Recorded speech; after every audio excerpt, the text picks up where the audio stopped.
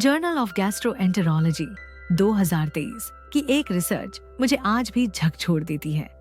उसमें बताया गया कि 50 साल से ज्यादा उम्र के 65% लोग पेट की गैस और कब्ज से जूझते हैं। ये गैस कभी सीने में चढ़कर दिल की धड़कन को बेकाबू कर देती है, कभी सिर में चढ़कर चक्कर लाती है और कई बार तो ऐसा लगता है जैसे सांस ही थम जाएगी।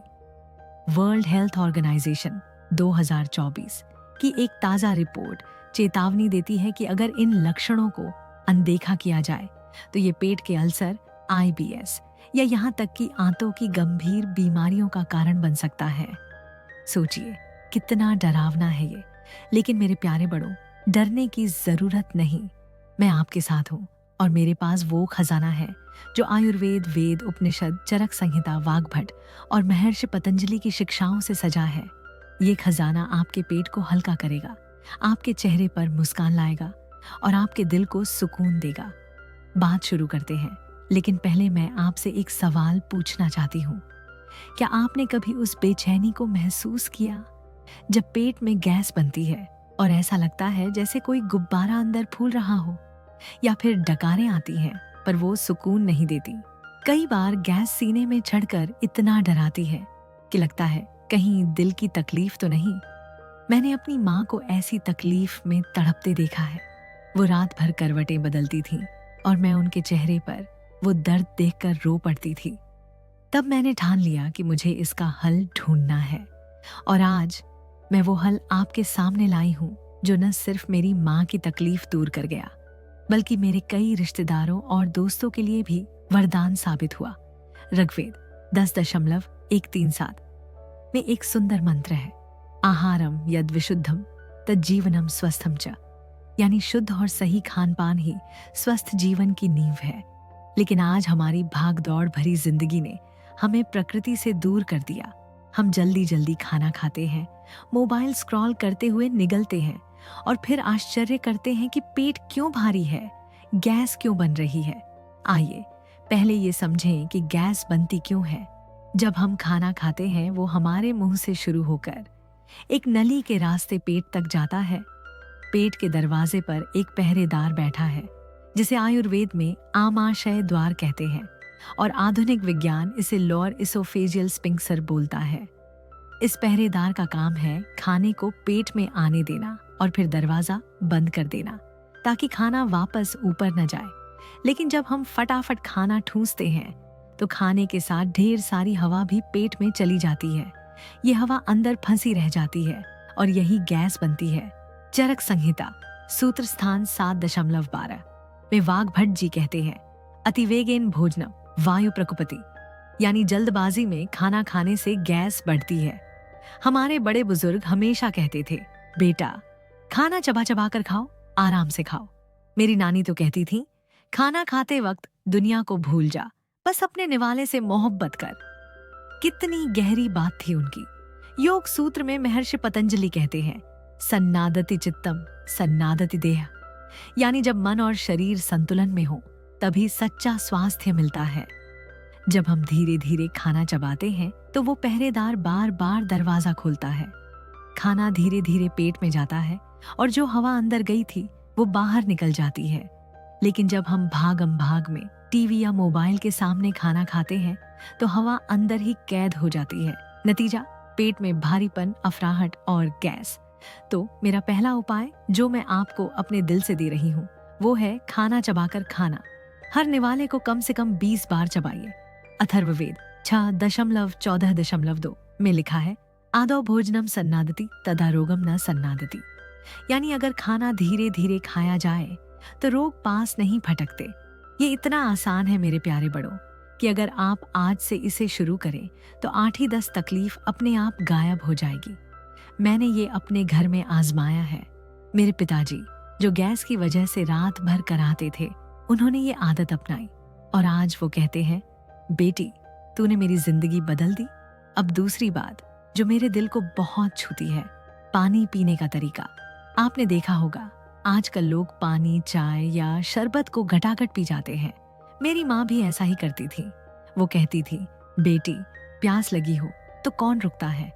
लेकिन यही आदत गैस की जड़ है। भागवत पुराण 11.7.39 में लिखा है, जलम सन्नादति पिबति तदा वायु न सन्नादति, यानी पानी धीरे धीरे पीने से गैस नहीं बनती। पानी को घूंट घूंट पिए। एक घूंट लिया, 2 सेकंड रुके, फिर दूसरा घूंट। इससे पेट में हवा नहीं फंसती। और सबसे जरूरी बात, खाना खाते वक्त पानी बिल्कुल न पिए। आयुर्वेद संहिता में साफ लिखा है कि खाने के बीच पानी पीने से अग्नि मंद होती है, यानी पाचन शक्ति कमजोर पड़ती है। खाने के 30 मिनट बाद गुनगुना पानी पिए। मेरी दादी माँ कहती थी, पानी को भी इज्जत दे, उसे प्यार से पी। और सचमुच जब से मैंने ये आदत डाली, मेरा पेट हमेशा हल्का और मन खुश रहता है। अगर मेरी बातें आपके दिल को छू रही हैं तो कृपया इस चैनल को सब्सक्राइब कर लीजिए और बेल आइकॉन जरूर दबाएं। आपका ये छोटा सा कदम मेरे लिए बहुत बड़ा है। इस वीडियो से जो भी थोड़ी सी कमाई होगी वो सीधा वृद्धाश्रम को जाएगी, जहां हमारे बुजुर्गों के लिए थोड़ा सा सुकून खरीदा जा सके। अब आते हैं एक ऐसे घरेलू नुस्खे पर जो मेरी दादी माँ की अमानत है। छोटी हरड़, चरक संहिता, चिकित्सा स्थान 1.7 में वाघ भट्ट जी कहते हैं, हरित की सर्व रोगहरम अग्निदीपकम, यानी छोटी हरड़ सभी रोगों को हर लेती है और पाचन की अग्नि को तेज करती है। बाजार से 50 ग्राम छोटी हरड़ लाइए। इसे अच्छे से धो लीजिए, फिर सूखे कपड़े से पोंछकर किसी डिब्बे में रख लीजिए। खाने के बाद एक छोटी हरड़ मुंह में डालिए और चूसिए। 10 से 15 मिनट में ये नरम हो जाएगी।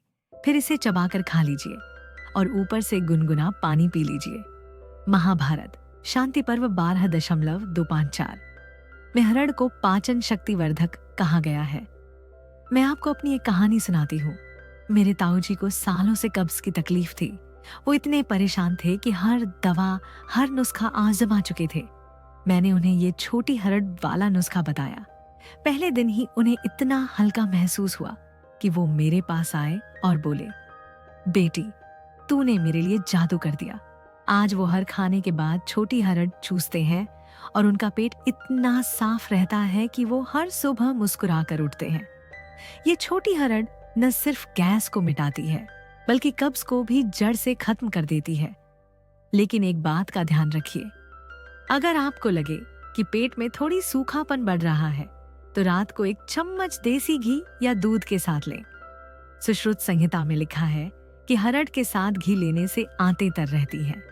इसे लगातार 3 से 4 दिन लें और फिर जरूरत पड़े तो हफ्ते में 2 से 3 बार। जर्नल ऑफ आयुर्वेदिक मेडिसिन 2022 की एक स्टडी बताती है कि हरड़ 48 घंटे में गैस और कब्ज को 75% तक कम कर सकती है। अब अगर आपके पास समय की कमी है तो मैं एक रेडीमेड उपाय भी बता देती हूँ जो मेरे घर में हमेशा रखा रहता है। पाचन सुधार नाम का एक आयुर्वेदिक चूर्ण बाजार में मिलता है। इसमें त्रिफला, सौंफ, जीरा और धनिया जैसे अनमोल तत्व होते हैं। रात को सोते वक्त एक चम्मच गुनगुने पानी के साथ लें। इंटरनेशनल जर्नल ऑफ आयुर्वेदा 2023 की एक रिसर्च कहती है कि त्रिफला 62 घंटे में कब्ज और गैस को 80% तक कम कर देता है। ये उन लोगों के लिए रामबाण है जिनकी तकलीफ पुरानी हो चुकी है। मेरी एक पड़ोसन थी, आंटी शांति। उन्हें 10 साल से गैस की शिकायत थी। उन्होंने ये चूर्ण शुरू किया और तीसरे दिन ही वो मेरे घर आई, आंखों में आंसू ली। बोली, बेटी, मैंने इतने साल बाद इतना हल्का महसूस किया है। उनकी वो मुस्कान आज भी मेरे दिल में बसी है।